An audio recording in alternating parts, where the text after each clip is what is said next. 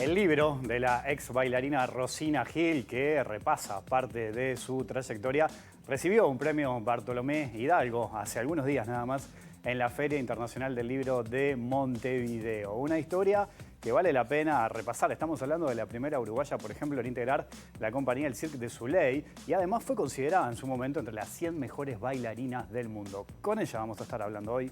Bienvenidas, bienvenidos. Así comienza la OVE. En pandemia descubrí algo que me hace sentir viva.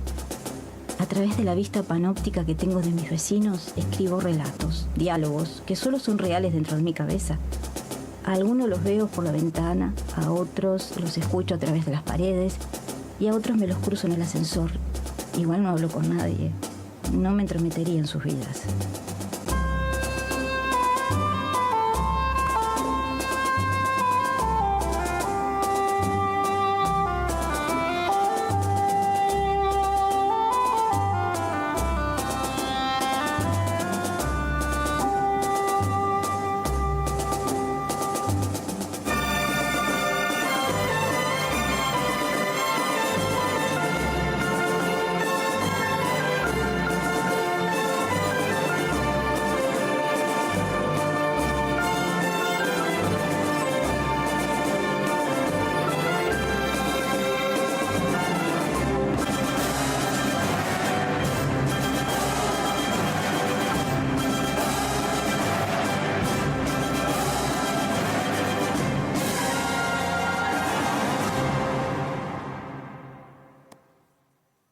Y es un gusto esta noche, en vivo aquí en la OVE, cerrando la semana, recibir precisamente a Rosina Gil. ¿Cómo andas, Rosina? Bienvenida. Muy bien, muchas gracias por esta invitación. Bueno, felicitaciones, primero que nada, ¿no? Porque mira, esto que tengo acá era lo que decía en la introducción, precisamente este libro, tu primer libro, ¿no? After Ballet, ahí estamos, La vida imperfecta de una bailarina que recibió este premio Bartolomé Hidalgo hace algunos días nada más en la Feria Internacional del Libro, aunque en realidad creo que hay como una especie de engaño, porque no es tu primer libro, porque tu primer libro se lo escribiste a Yuya, en realidad, ¿no? De los derechos de los niños, siempre buscando justicia, siempre cuestionando las cosas. Sí, de chica tenía eso, como una obsesión con los derechos de los niños. Me acuerdo que en mi casa estaba la Declaración de los Derechos Humanos, ¿no? Sí. Pero yo tenía cosas que agregar para los niños y tenía esa ilusión de que Yuya me iba a ayudar, no sé, que yo se lo mandaba. ¿Qué planteabas, por ejemplo, derecho de los niños en ese momento? No me acuerdo, pero había cosas como, por ejemplo, que no queríamos acostarnos a la hora que nos decían o queríamos ver cosas que no nos dejaban ver, o sea, como... O sea, que a la hora que pasaba el hiposaurio, vos vos no querías... Claro, por ejemplo. ¿Y es verdad que te la cruzaste a Yuya después? Sí, me la crucé cuando estaba trabajando en Río de Janeiro con Débora Kolker, en un museo, y no podía creer. Fue como volver a la niñez ese día, tipo, aparte me saqué una foto con ella y mi sonrisa es la de una niña, o sea, de verdad parece que volví atrás en ese día. Bueno, porque está conectado, ¿no? Porque vos de niña jugabas a ser Yuya, sí. Tu madre y tu abuela eran las Paquitas. Sí, y todas las amigas de mi madre es ingeniera agrónoma, entonces siempre que yo iba a donde iba a estudiar con sus compañeras, primero que hacía la madre de una de sus amigas que me viera, o sea, que fue mi primera espectadora, siempre le decía en el jardín, sentate ahí, yo le bailaba, y cuando ellas paraban de estudiar, era la hora de Yuya. Ajá, bueno, ahora vamos a ir porque hay cuestiones de tu vida que son increíbles realmente, están reflejadas en el libro, que es un libro, pero perfectamente podría ser una película, podría perfectamente aplicar a cualquier lenguaje. Y yo le cuento a la gente, mientras estaba el tape disparador, es imposible quedarte quieta, vos estabas como bailando ahí, ¿no? Y me lleva a preguntarte, ¿por qué bailar? ¿Por qué bailar? Y no sé, porque es como donde yo me expreso mejor, siento siempre. Es algo que me genera también mucho placer, mucho disfrute. Y nada, y también es como una forma de ser un montón de cosas, ¿no? De conectarme primero con el cuerpo, con todas las posibilidades que tiene esta materia que te llega y que venís con eso, y bueno, y cómo buscarle movimiento, también me hace muy bien. Yo siento que en varios momentos de mi vida, o sea, que fueron así, momentos de crisis, por ejemplo, psicológicas, que yo tuve ataques de pánico y esas cosas, para mí era la forma en la que se me iban, por ejemplo. No sé, que de repente a veces la gente pone música calma, empieza a respirar, yo al revés, me encerraba en el baño y me ponía a bailar, tipo como que así. Eso iba pasando y bueno, y también porque ha sido como el lenguaje de mi vida, ¿no? O sea, cómo yo fui construyendo mi vida a través del doctrinamiento de mi cuerpo y de cómo disfrutar con eso. ¿Todos podemos bailar, por ejemplo? Todos deben bailar. Apa, ¿no? Y sí, porque si no te podés conectar con tu cuerpo, por algo cuando uno se va a divertir o algo y estás muy estresado y dice, bueno, vamos a bailar, o yo qué sé, o va a una fiesta, en un casamiento, en un cumpleaños 15, todo el mundo se divierte, todo el mundo pasa bien. Hay algo ahí con el disfrute de mover el cuerpo que es humano. Ajá. Tu historia de vida tiene algunos giros que son realmente increíbles. Es como si alguien lo hubiese guionado, ¿no? Y acá hay que hablar de la abuela Lala. Obvio. ¿No? La abuela Lala. Protagonista. Protagonista, exactamente, que vos siendo niña ponía el cassette, ¿no? Sí, de los Cirque du videocassettes. Soleil, videocassette. Si hay alguien joven mirando, capaz que Entiende. googlee un poco ahí. En el casetera ahí, el video, y vos ya en un momento mirabas de chiquita, Sí. te sabías de memoria ese video Todo. del Cirque du Soleil, Obvio. ¿no? Y esto de los giros de la vida lleva a que vos seas la primera uruguaya en participar de esta compañía, Soleil. ¿no? Y en ese giro impresionante de vida, la abuela un día va a verte Sí. también. A ¿no? Chicago, viaja sola en avión. Y no, fue increíble. Para mí ese fue muy importante y siempre digo lo que es que alguien crea en vos también, ¿no? Como que ella siempre creyó en mí en todas las etapas, en las que me fue bien, en las que no me fue bien. Y desde niña y eso, y cómo me inculcó todo eso, cómo fue armando mi gusto, ¿no? También y abriéndome la cabeza, ¿no? Con esas cosas. Yo miraba y no podía creer lo que estaba viendo, intentaba imitar enfrente a la tele. ¿A vos ya te llamó la atención cuando viste ese video, digamos? Sí. ¿Te gustó? Sí, a mí el Cirque du Soleil siempre, o sea, desde la primera vez que lo vi fue como, me pareció muy impactante esto de, bueno, eso, humanos haciendo cosas extraordinarias y con tanta belleza, ¿no? La música en vivo, los colores de los vestuarios, las propuestas, también la sensibilidad con la que tocan los temas, ¿no? O sea, todo como muy poético. Y bueno, haber podido llegar a tener esa experiencia, ser uno de ellos, fue algo maravilloso. Y que Lala pudiese verla fue tipo... Contame eso, por favor, la abuela llegando a la compañía. La abuela llegando al circo. Porque aparte tengo entendido que se transformó como en la abuela de todos. Obvio, ahí, ¿no? obvio, era la reina. Le decían The Queen ahí en Estados Unidos, tipo... Y nada, y la gente también decía, como una persona... Mi abuela ahí creo que tenía 82 en ese momento.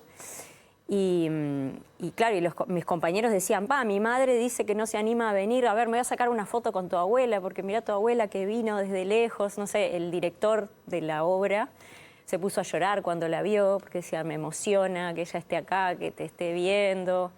Se comunicaba con una de mis amigas que es japonesa, con un traductor, y hablaban horas así, ella le hablaba en japonés y ella le hablaba en español.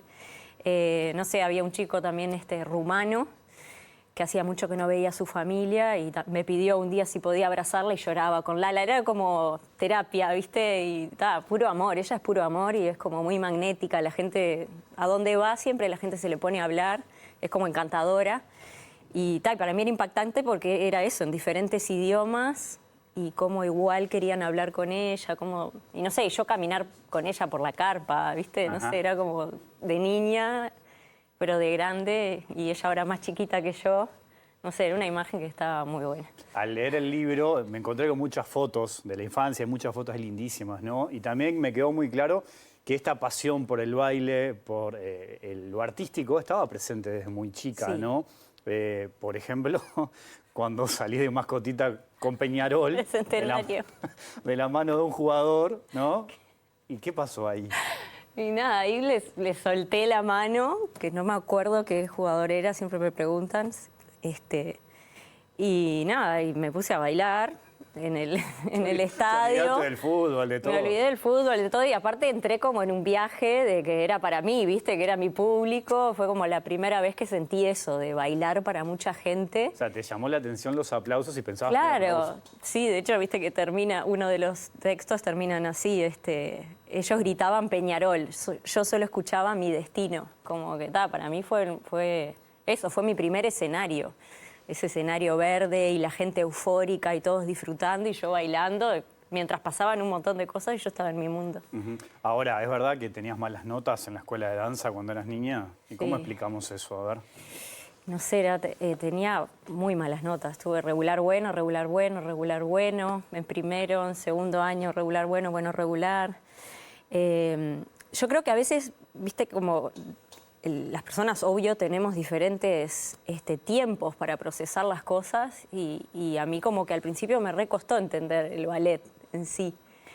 Y bueno, y luego tuve la oportunidad de empezar a ir también con otra profesora particular que me explicaba todo, desde el esqueleto, desde la energía, desde un montón de cosas.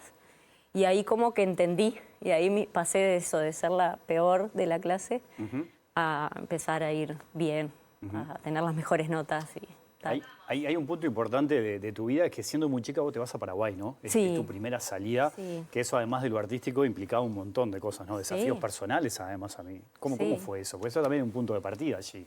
Y bueno, primero fue como las primeras experiencias de extrañar muchísimo. Yo también tengo muchos hermanos y los extrañé mucho, eran muy chicos porque mi madre se volvió a casar y tiene 3 hijos y con la más chica yo me llevo 18 años, por ejemplo, y con otros 10. Entonces, claro, cuando yo me fui, a la más chica, Paula, casi no la vi, entonces la extrañaba mucho porque soy muy familiera. Y bueno, y todo el tema de, no sé, de cocinarme, de manejar las cuentas, ¿no? De vivir sola, o sea, como la primera emancipación y fuera del país, en otro lugar. Pero fue muy interesante y empezó, yo creo, a forjar eso que marcó mi destino, ¿no? De ser medio nómade y estar siempre lejos Viajando y viajando mudanzas, y ¿no? mudanzas. Y experimentar distintas culturas. Culturas, También, ¿no? Eso totalmente. debe haber sido muy rico, como también la experiencia de la danza contemporánea, ¿no? También. La compañía Débora Kolker. De Débora Kolker. Eso te marcó ahí, ¿no? En toda esa Muchísimo. formación artística. ¿Qué Yo te creo dio, que por eso, ejemplo? sí, yo creo que me marcó incluso hasta para el libro, o sea, me marcó en como abrir la cabeza, ¿no? O sea, pensar las cosas de otra forma, pensar mi cuerpo también de otra forma, porque el contemporáneo requiere también otras estructuras, otra fuerza muscular.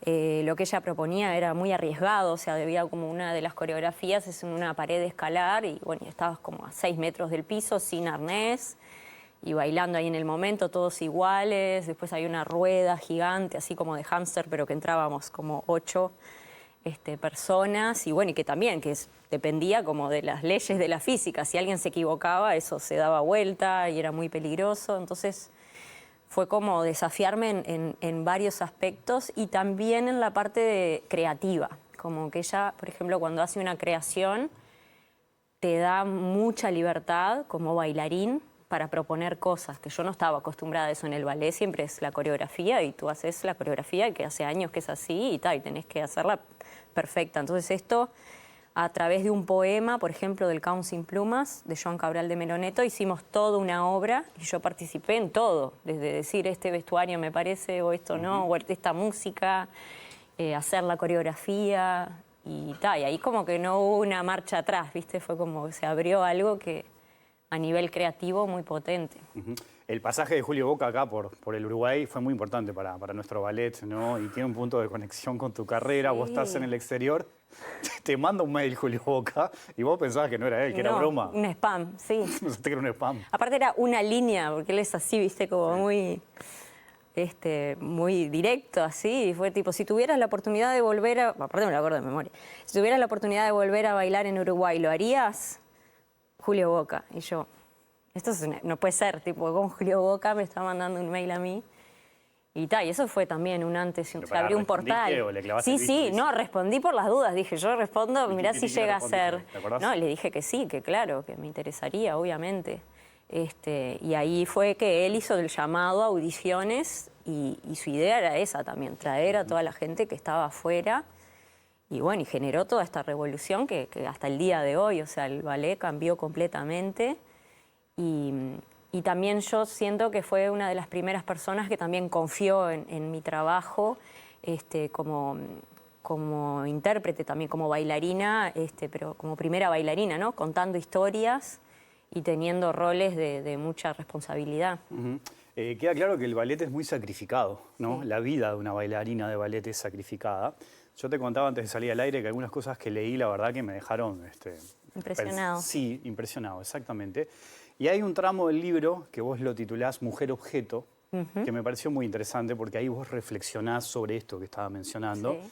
Algunos aspectos clásicos del ballet, eso que te dicen o que le dicen a las mujeres, que hay que mantener el cuerpo de un adolescente todo el tiempo, retrasar la maternidad lo más que se pueda, evitar tomar pastillas anticonceptivas.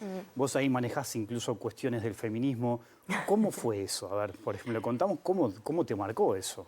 Y para mí fue muy fuerte animarme a escribirlo también. Fue como, me daba como mucho miedo hablar de esas cosas, porque son cosas que nosotras las pasamos, pero después animarte a ponerlas y sabiendo que, bueno, que la gente sabe quién sos y tal, fue fuerte, pero yo sentí que lo tenía como algo necesario también, como algo de lo que no se habla mucho, y poder hacerlo desde la poesía también, ¿no? Desde algo artístico, con belleza, hablar como de esas cosas, y bueno, y me pasó que luego que se publicó, muchas compañeras decir, va, qué bien que hablaste de eso, como que nos sentimos muy representadas, es como lo que pensamos todas, pero nadie se anima a decir. Y nada, y por lo menos hablarlo para ver eso, como en 2025, cuáles son las formas que se pueden ir flexibilizando un poco, sobre todo las formas, ¿no?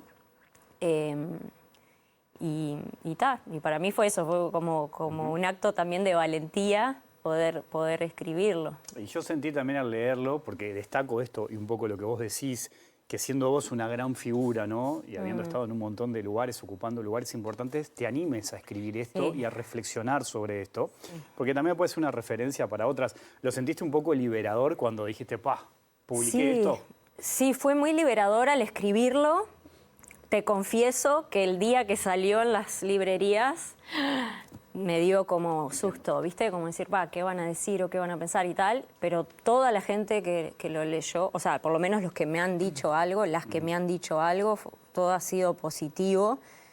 Entonces, fue eso, sí, fue liberador. Bueno, recién me decías que me había impresionado. Hay otra cosa que me impresionó conectado a esto. A ver. Cuando vos contás un día de función, tu rutina, sí. Te estás riendo, sí, porque yo cuando lo leí dije, no puedo creer. Empezás a contar con lujo de detalles, ¿no? Me levanto a tal hora, desayuno tal cosa. Era un día de función. Sí, ¿no? Un domingo. Un domingo, desayuno tal cosa, hago estiramiento 10:30 de la mañana. Sí. Al mediodía voy al almacén a comprar ñoquis porque es una cábala. La cábala, la pasta. ¿La pasta o los ñoquis? ¿La pasta en general? Los ñoquis, pero raviolis puede ser también. Bueno, vas al almacén a comprar ñoquis. Cuando sacás los ñoquis de la heladera, quedás dura ahí. Quedó trabada, porque te viene una puntada y quedas dura. Sí. Que incluso el almacenero te dice, me parece que hoy no vas a bailar. Que hoy no bailás, sí. Para todo lo que vos contás, desde ese momento en el almacén hasta el cierre, a mí me quedé con los pelos de punta. Sí, y lo más fuerte que la otra vez le contaba a una amiga, que tengo todos esos mensajes, porque viste que hay como mensajes de WhatsApp por minutos, por cosas, que tengo todo eso, tengo las fotos de la bolsa de agua caliente. O sea, lo que pasa es que nosotros amamos esto, tipo, el que se dedica al ballet clásico, a la danza en general, pero al ballet clásico en especial, yo creo que tenés que tener una pasión como incuestionable para poder seguir, para poder estar. O sea, porque después del almacén, vos vas caminando por la calle, aparecen extranjeros intentando ayudarte. Claro, pues yo no me podía mover. El intercambio con los médicos, médicos que te dicen, hoy no vas a poder bailar. Lo que hacen tus compañeros y vos terminás bailando. Sí. Sí, fue muy fuerte también, eso sí, como tener antiinflamatorio intravenoso y al mismo tiempo estarme maquillando y el doctor diciendo, no, pero vos no vas a poder bailar, tipo, o sea, te tenés que cuidar, o sea, en este momento, y yo sabiendo también que en el momento ese que vos entrás en el escenario, estás como en otro estado, ¿viste? O sea, como que el dolor queda de lado. No era la primera vez que me pasaba. O sea, eso fue como muy, muy fuerte, pero a mí me ha pasado de bailar con esguinces o con el dedo fracturado, o no sé, o con un principio de hernia de disco, de ponerme, no sé, una faja, el tutú y salir. O sea, como que es eso. Tenemos una tolerancia al dolor bastante fuerte. bastante fuerte, pues eso, a veces estás muchas horas con las puntas y bueno, y los dolores de las articulaciones y todo eso, que claro, cuando llega la función eso es como que no existe, o sea, está ahí, pero no es tu foco de atención, entonces no es lo ideal es que se cuiden, que vayan al médico, que vayan a la fisioterapia, todo. Pero es muy difícil Pero bueno, evitar pasa. esto, ¿no? O Por sea, eso es. Dedicándote a esto de manera profesional, no digo que No. esté bien, pero digo, es algo que Es está lo que como pasa. vinculado a la profesión. Totalmente. Aparte también te pasa que, no sé, de repente estás ensayando 2 meses, te dieron un papel re importante, es tremenda oportunidad, y justo viene la función y te pasa algo y decís, no importa, yo quiero bailar, o sea, es este día, es como cuando le pasa a alguien, no sé, en las Olimpiadas, que yo cuando miro me re siento así como identificada en eso de, es ese día, es ese momento, tiene que ser, o sea, entrenaste, ensayaste un montón para ese momento que es súper importante, entonces querés hacerlo como sea y de la mejor forma. Bueno, y lo conecto de esto también del sacrificio, y vos decías de las buenas y de las malas, y de las malas hay también, porque por ejemplo el tema de las audiciones suele ser cruel, ¿no? Sí. A veces en una audición van un montón de niñas, Sí. de jóvenes, y queda una a Sí. veces, ¿no? ¿Cómo fue convivir con eso también, que hay un poco de frustración allí? Sí, es eso, o sea, tenés que tener también mucha tolerancia, yo creo, a la frustración, y eso también te lo da la experiencia. O sea, eso también me pasó con el libro de chicas ahora, por ejemplo, que están haciendo audiciones, que salieron de la escuela de danza y están haciendo audiciones, tanto acá como fuera del país, que me decían, como que después de leer tu libro, ponele, le habían dicho un no, y yo viste que cuento, tipo el primer no de un montón, o sea, cómo vos lidiás con eso. Porque aparte esto es subjetivo, no es algo de que haces un multiple choice y estudiaste y es eso o es esto. Sos un artista, no es solo que tenés que tener técnica, también tenés que interpretar bien, también le tiene que gustar justo a ese director o directora cómo bailás vos. De repente pasa una compañía y no entrás, pero vas a otra y entrás y sos primera bailarina. O sea, es muy subjetivo también. Entonces para mí es muy importante ahora también que yo hablo de todo el tema de los procesos a largo tiempo, que ahora todo es como muy rápido, ¿viste? O sea, y que la satisfacción sea rápida también, los me gusta o los comentarios o qué dice la gente o qué tal. Y lo que tiene esto de dedicarse a algo que requiere sacrificio es eso también, que vos empezás a disfrutar de los procesos largos, de lo que tiene ir creciendo y ver ese fruto es muy satisfactorio. O sea. Ajá. En el exterior además trabajaste un montón de cosas, fuiste moza, Sí, todo. Promotora, pero donde te fue mejor fue vendiendo panchos en la cancha del Barcelona. Y era lo que daba más dinero rápido. Que eran 100 euros por hora. Sí, creo que era, era una locura, porque es eso, en el Camp Nou de Barcelona. Y nada, unos amigos me comentaron, mirá, está esto, vas ahí un ratito, vendés y tal, y bueno, y fue tremenda experiencia, aparte yo nunca había entrado al Camp Nou, y eso fue muy rápido, fue diferente, pero como digo yo, fueron maneras de patrocinar mi sueño, o sea, tal vez si no hubiese hecho eso, claro, no hubiese pasado otras cosas. Sé que la pandemia también, como a todos, te marcó, de hecho el libro también tiene mucho que ver con eso. Sí. A vos te había llamado Igor Shebra, ¿no? Sí. Para regresar al país, 2019, si no me equivoco, Sí. y es ahí donde se desata todo también. ¿Cómo fue eso, por ejemplo? Sí. Porque es quedarse prácticamente sin trabajo. Y sí, estuve 9 meses sin trabajo, o sea, fue en marzo, o sea, cuando fue todo acá, ¿no? O sea, Igor me llamó para bailar en 2020. Yo estaba en el circo y había pedido 2 semanas o 1 semana, porque justo coincidía que teníamos libre. Vengo acá a Uruguay, empezó a ensayar para estrenar un tranvía llamado Deseo. Bueno, se cierran aeropuertos, se cierran los shows del circo.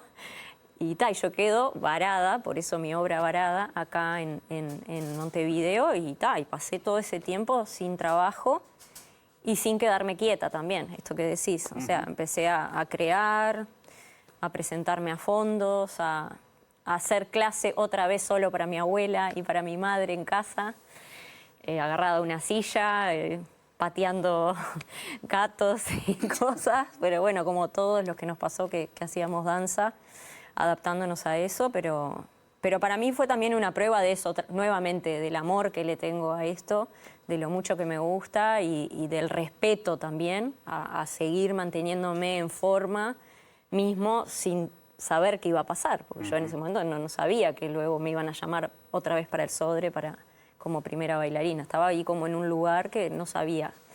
Y aún en ese lugar para mí fue muy importante seguir con esa disciplina por mí. Ajá. O sea, por nada más que porque me gusta y porque me hace bien y porque sentía que tenía que estar preparada en el caso de que apareciese una...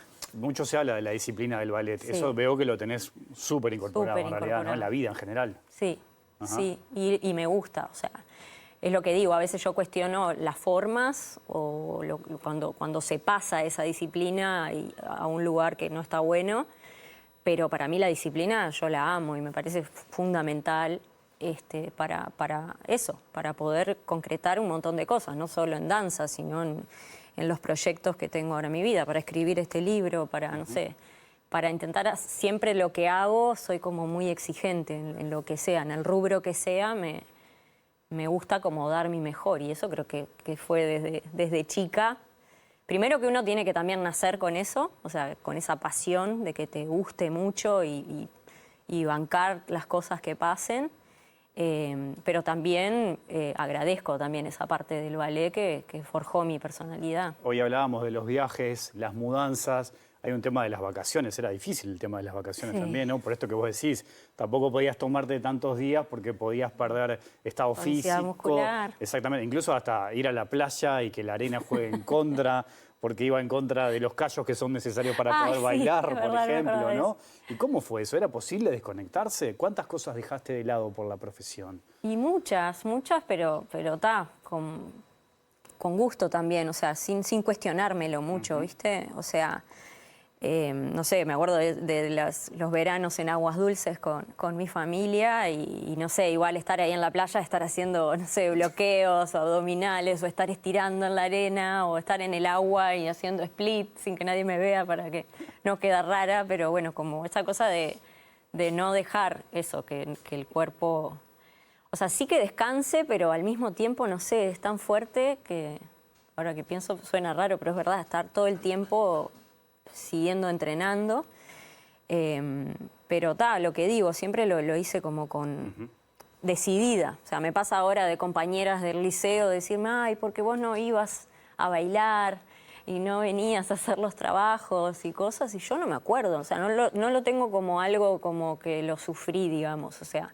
Sí, es real y por eso lo cuento, porque era así, tal cual, o que me quedaba dormida después de venir del liceo. O sea, yo iba al liceo y después iba al ballet, o sea, estaba todo el día en la Escuela Nacional de Danza, como 6 horas, y llegar a estudiar, no sé, bachillerato y quedarme dormida con los libros y mi madre alguna vez decirme, ¿querés faltar a primera, no sé, de liceo? Porque realmente me veía... agotada. Comer en movimiento, como decís en el libro. También, de en comer los arriba ómnibus. del ómnibus, por ejemplo, ¿no? En los Eso lo inter. tenía súper incorporado, Sí. además. Sí, el movimiento está presente en todo, en Ajá. mudanzas en mi vida, muchas. Y eso, y sí, tal vez comer en movimiento, hacer todo. No sé, por ejemplo, hace poco operaron a mi abuela del corazón y yo estaba muy asustada, Lala, ¿no? Sí. Y recuerdo eso, por ejemplo, cuando ella se iba en la camilla a la operación en el hospital y yo ir bailando, como si, o sea, como una niña, ¿viste? Como decía la gente, decía, ¡ay, qué lindo! Y mi madre decía, Rosina, y yo tipo algo como que no lo puedo evitar, ¿viste? Como conectar con eso y al contrario, no me da vergüenza, me encanta. Te retiraste hace casi un año. Me acuerdo que hablamos unos días después, la despedida fue hermosa, fue muy emotiva. Ya pasó un año. ¿Cómo es este año? Antes de salir al aire en broma me dijiste, bueno, estoy viviendo ahora más o menos, ¿no? Pero ¿cómo fue eso después de una carrera tan extensa, con tanto movimiento como decís? Decir, bueno, ahora te dedicas a otras cosas, pero quizás no está presente esa intensidad. ¿Cómo la vas llevando? Y bueno, yo tenía mucho miedo, de hecho el libro habla mucho de eso, como de una muerte de una parte mía y con mucho miedo a qué iba a pasar con esa Rosina más quieta. Pero la verdad es que he estado siempre creando cosas, participando en cosas, o sea, sí mucho menos intensidad en el cuerpo y me siento bien con eso, o sea, despertarme en la mañana sin dolor, no sé, por ejemplo, eso lo noto esa diferencia y me gusta. Extraño el escenario, estoy viendo formas, obvio, de seguir estando en él, pero toda esa parte tal vez de la exigencia del cuerpo no la extraño tanto como pensaba que la iba a extrañar. Ajá. Pero bueno, también es eso, estoy viviendo otras cosas, de repente tener tiempo para ir a visitar a una amiga, no sé, para ir a ver a mi familia, o cosas como muy simples que para una persona pueden ser, no sé, o andar en la calle con el sol y eso que yo siempre estaba entrenando, que disfruto mucho, pararme a, no sé, a oler una flor, yo qué sé, cosas que suenan cursi, pero de verdad las disfruto. No lo son, claro. No lo son. Bueno, te felicito de vuelta. Recomiendo a los televidentes que lean el libro After Ballet. El título, la imperfecta vida de una bailarina, es muy, muy interesante. Te decía recién, hay fotos muy lindas. ¿Cómo fue ese proceso? Quedaron algunas afuera, me imagino, ¿no? Sí. Me sorprendió que estaba registrado un montón de aspectos, desde vos volando, por ejemplo. Así, De niña, de sí, niña. con mi padre. Exacto, sí. Sí, fue muy interesante. O sea, la editorial Penguin Random House tiene como tremendo equipo. Me recuerdo eso. Primero, no sé, estar en unas mesas gigantes con todas las fotos, ir haciendo como puzzle, ¿no? Esta puede ir acá, esta puede ir allá, bueno, esta sí está bien, esta otra no. Un trabajo, Gabriela López es la persona encargada de todo lo que es el diseño del libro, que ella es exquisita, o sea, es una obra de arte lo que hace, como, aparte ella, yo siento que encontró, que me sacó también la esencia, ¿no? O sea, de ponerle también belleza a cómo están colocadas las letras, a cómo están puestas las fotos, qué foto va con qué. Y también toda la parte de la edición con Luisina Ríos, que es eso, hay textos que de repente yo escribí hace muchos años. Después ver eso, bueno, ¿qué faltaría? ¿Un texto sobre esto? O sea, ¿escribiste sobre este momento? Bueno, no, voy a escribir sobre ese momento. Fue muy interesante el proceso. Fue como hacer una obra para mí. Sí, claro, exactamente, tiene mucho de eso. Sí, Rosina, te agradezco mucho la visita esta No, noche. muchas gracias. Preciosa charla. Gracias. Suerte en todo lo que se viene, ¿eh? Muchas gracias. Hacemos una pausa y más lado B aquí en la pantalla de TV Ciudad.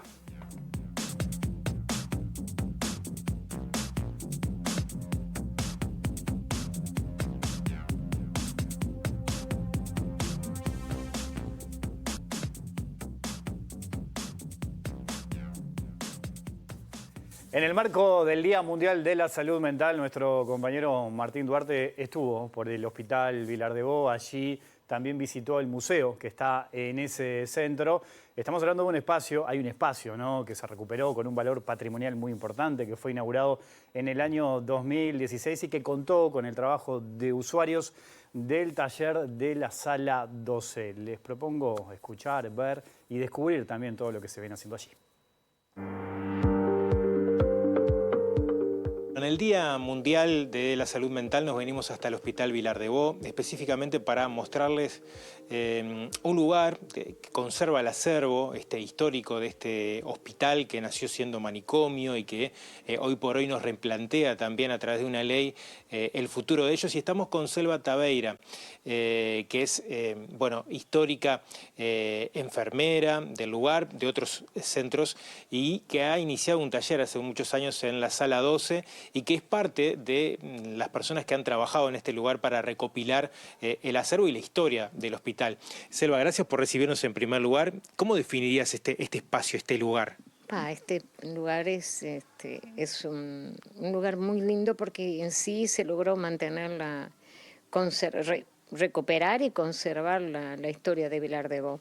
Es un lugar aislado de la parte de internación, entonces puede ser accesible al público, por eso lo abrimos el Día del Patrimonio y la Noche de los Museos, pero aparte siempre cuando un familiar quiere saber algún dato de algún paciente, que siempre está ahora con las constelaciones familiares y eso, viste que se requiere esa información, vienen, nos ubican en la puerta y nos llaman y nosotros estamos. Y además los jueves viene la historiadora María Los Ángeles Fein, porque ahí también se están haciendo investigaciones, hay un armenio que está haciendo una investigación sobre el genocidio.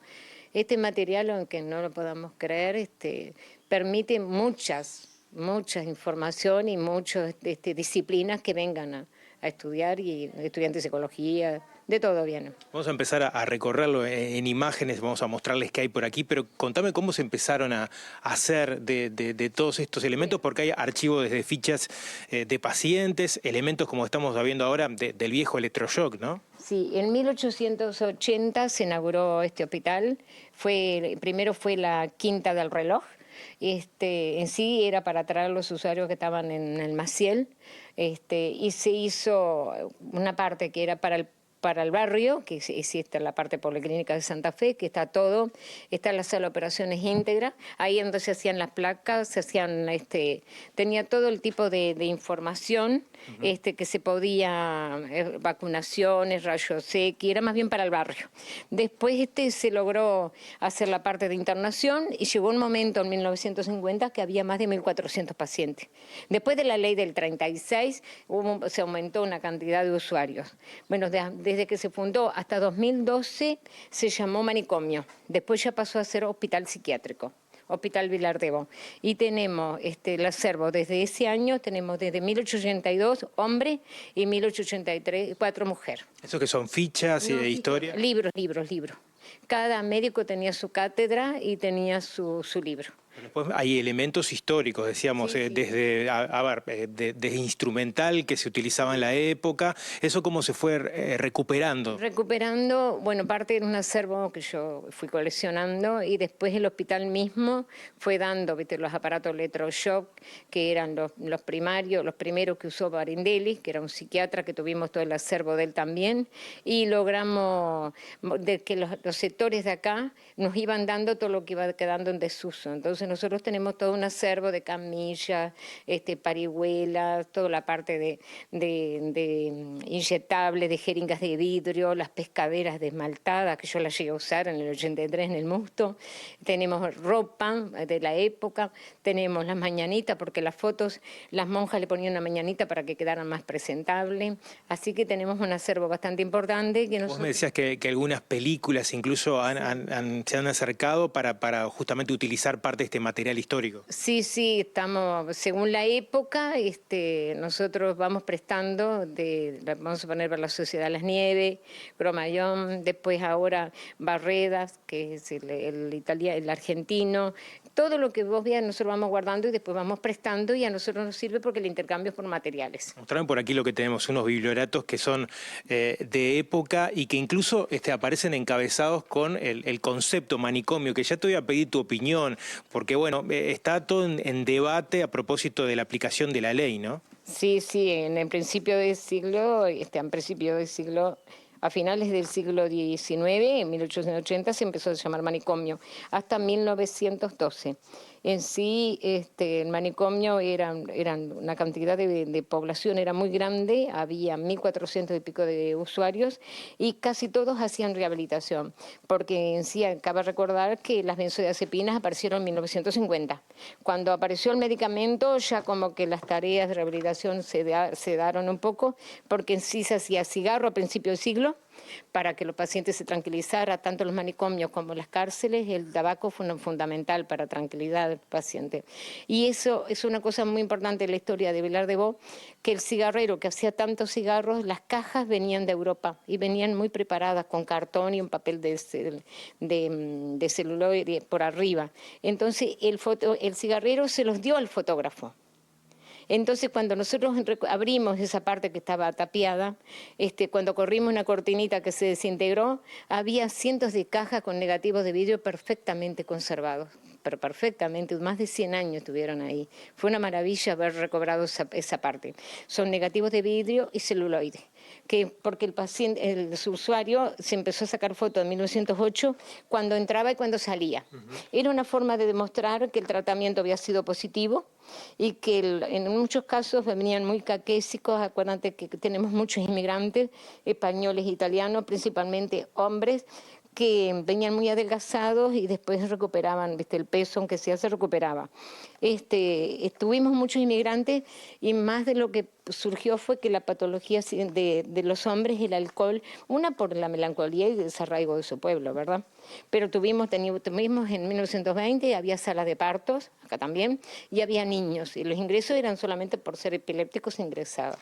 Ahora, Selva, para cerrar también, hablábamos de ese concepto de manicomio, que luego a nivel de terminología se cambió por centro psiquiátrico. Hoy por hoy está en debate la aplicación de una ley para el cierre justamente de este tipo de hospitales. ¿Qué pensás vos cuando, en definitiva, han cambiado los nombres, pero estamos acá en el Vilar de Bo, en otra sala, donde a metros tenemos pacientes que siguen con la misma lógica de hace tanto, un siglo atrás por lo menos? ¿Del encierro? Sí, el encierro se ha mantenido por muy largo tiempo, cosa que me parece que no está bueno.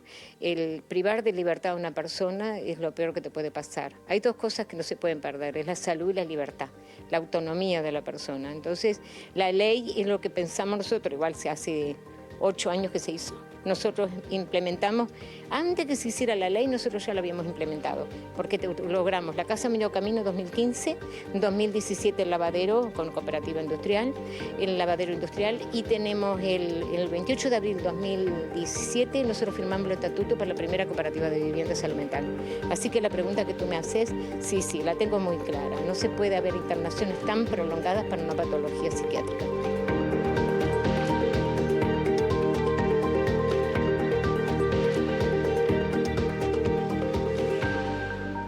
Y de esta manera cerramos el programa del día de hoy. Volvemos el lunes a las 20. Que pasen bien, chau.